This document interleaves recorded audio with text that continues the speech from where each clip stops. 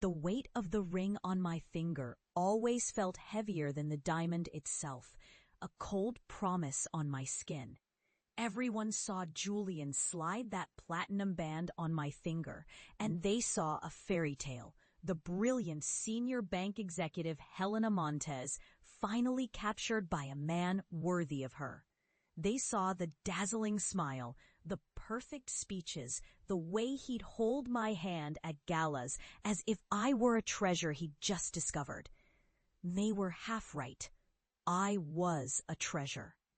But he was a pirate. And the wedding was not a beginning. It was the start of a meticulously planned heist.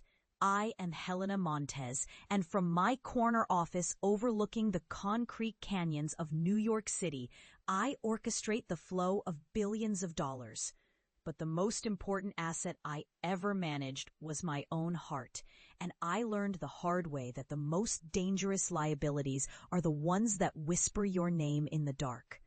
Our life was a beautiful lie, built on the foundations of my success.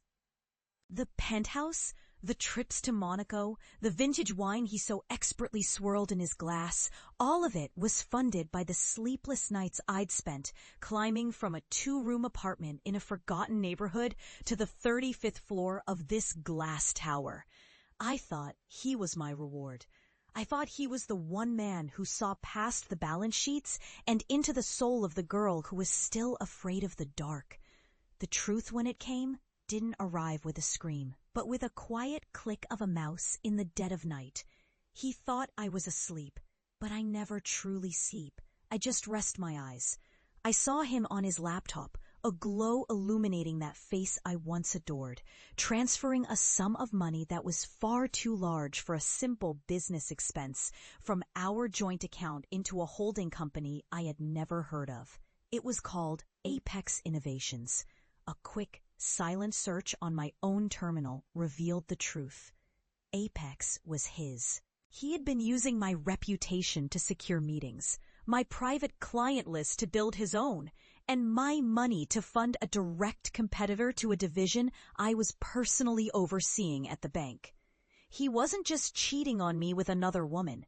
He was cheating on our entire life, planning to gut my career and our finances before leaving me a hollowed-out shell. In that moment, the love I felt didn't just die. It curdled into something cold and hard and sharp. The old me, the girl from the streets, would have confronted him, thrown the laptop against the wall, and screamed until my throat was raw. But the executive I had become knew that emotion is a poor investment. Revenge is a transaction, and I was about to orchestrate the most leveraged buyout of my entire career. I said nothing. The next morning, I kissed his lying mouth goodbye and went to work. I became the perfect, supportive wife, listening to his vague stories about a big project with a serene smile, all while my real work began. I hired a private forensic accounting team, the best in the business, men who could find a single misplaced dollar in the Vatican's treasury. They worked in the shadows, tracing every cent he had stolen, every email he had sent, every secret meeting he had taken with my rivals. The evidence they compiled was not just a case for divorce. It was a portfolio of corporate espionage, fraud, and theft. He was building his masterpiece on a foundation of sand, and I was about to become the tide. If you love Helena's journey, like and subscribe to join her next chapter. The day he chose for his grand unveiling was perfect. He had secured a meeting with a consortium of international investors, the kind of money that could turn his stolen dream into a global enterprise. The meeting was in the main boardroom at the Chamberlain Tower, a place known for its air of old money and unbreakable deals. He was so proud, so confident. He even asked me to pick out his tie that morning, a deep burgundy silk I had bought him. He said it was his lucky tie. He had no idea I owned the holding company that owned the Chamberlain Tower.